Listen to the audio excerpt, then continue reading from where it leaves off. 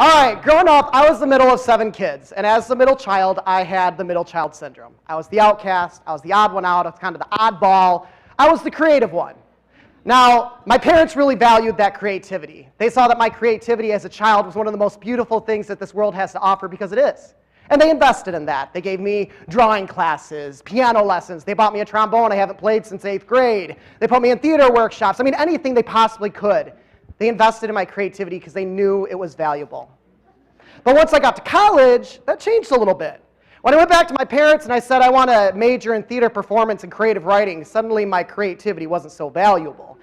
They started saying, well, how are you going to make a living as a performer and a writer? Do you want to be a starving artist on the streets? That's just not feasible. You see, as an adult, I had to start to become more rational, and my creativity, it wasn't as valuable. Now, over time, my parents did start to see some of the benefit from my theater training. They saw my performances were giving me more confidence. They saw that my writing was giving me a voice. They saw that my directing was giving me some leadership skills. But still to this day, they do not understand how my theater training in any way has prepared me for the jobs I've had over the last 2 years.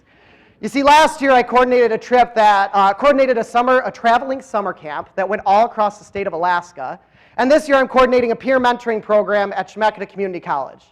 What the crap does my theater have to do with any of those positions at all? You see, what they don't see is that I apply my creativity to the job every single day. My creativity gives me the ability to look at the problems from a new angle and start to find new solutions. They don't see that my creativity feeds into my passion of looking beyond the surface and seeing the core motivations and issues and abilities of every person and everything that I come in contact with. You see, I apply my creativity into the job every single day. You see, there's something magical about applying creativity in the workspace.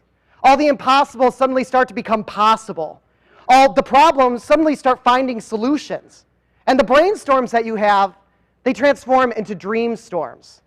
You see, because when creativity is brought into the mix, suddenly doors come flying open all over the place. There's unlimited possibilities and unlimited paths that you can go down as an individual and as an office. People start feeling comfortable bringing forward new ideas because they know that no matter how absurd or silly they may seem, they'll be presented with open arms. But our society has a fear, a stigma attached to creativity, especially in the workplace and in education. We see every single day that arts programs are being cut everywhere from the preschool level all the way up to the university level. People are afraid to present new ideas in the workplace because they're scared they'll get shut down or sound silly. And there's this mantra that it's always been this way, so why should we change it? So why do we have these fears? Why do we have these stigmas? It's because we live in a world of why can'ts instead of a world of how can'ts.